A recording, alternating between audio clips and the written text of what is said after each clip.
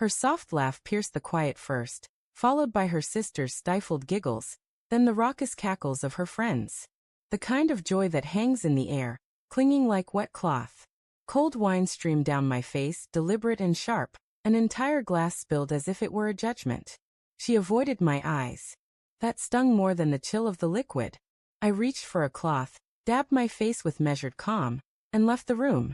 No outburst, no scene, just silence. 10 minutes later, the front gate groaned. 3 men in crisp, dark suits stepped into the living room. The laughter vanished. We'd been married 7 years, together for 10. She used to welcome me with a radiant smile, pulling me close by my collar, whispering how she'd missed me. I trusted her then. The cracks appeared 2 years ago, not abruptly, but in faint slivers. Her gaze wandered when I spoke. Her phone seemed glued to her hand, even in private moments. Nights out with friends grew frequent. Her smiles turned stiff, rehearsed. At first, I dismissed it, convincing myself it was just a phase. Then I saw the message.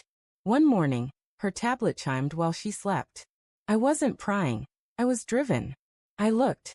"You're so much more exciting than your husband," it said with a winking emoji and a photo I won't describe.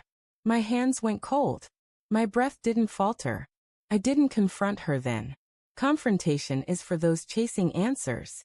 I wanted something else. For 6 months, I played the part of the oblivious fool, smiling, watching, noting every detail. I investigated quietly. A secret phone, a camera hidden in the office, a tracker on her car, and a private investigator named Calloway, ex-police. He uncovered everything, names, dates, bank transfers. She wasn't just cheating. She was draining our joint account. Small withdrawals, lavish gifts, including one for him, a watch I'd given her. That's when it hit me. This wasn't just betrayal. It was theft, a mockery, a calculated unraveling of my life. So I crafted a new plan. I discreetly moved assets, rerouted funds, removed her from every important document, bought a property in my brother's name, sold stocks, and sent the money overseas. I waited for the perfect moment. She gave it to me. It was another boozy girls' night, where she expected me to play the servant. She called me boring, said I'd lost my edge, become too tame, too ordinary. So, I brought her favorite wine, the expensive kind. She sneered, grabbed the bottle, locked eyes with me, and poured it over my head. The room exploded in laughter. I wiped my face, set the cloth on the table, and walked out. Not angry, not hurt, just done. 10 minutes later, the gate buzzed. 3 men entered. One held a briefcase, another a stack of papers. The third was Calloway.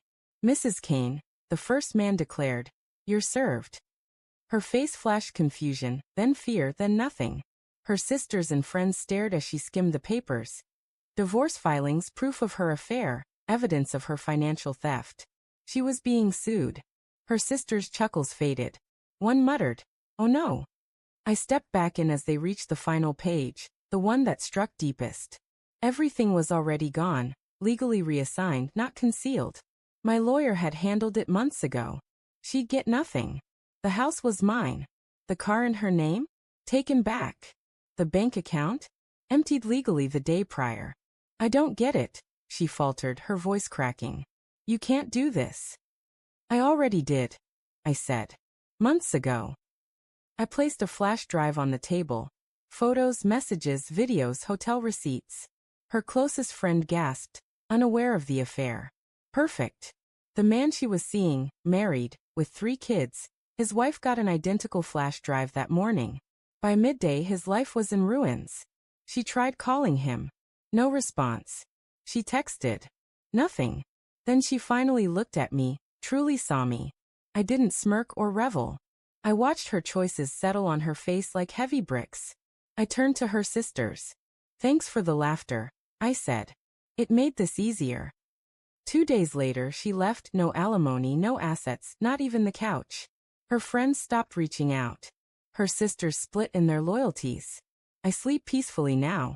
I kept the wine-stained shirt, stashed it in the back of my closet. Not for sentiment, but as a trophy, a reminder. The next time someone assumes I'm weak, ordinary, or dull, they'll discover what she did. Silence isn't surrender. Some men don't shout. They watch, they wait, and then they dismantle you quietly.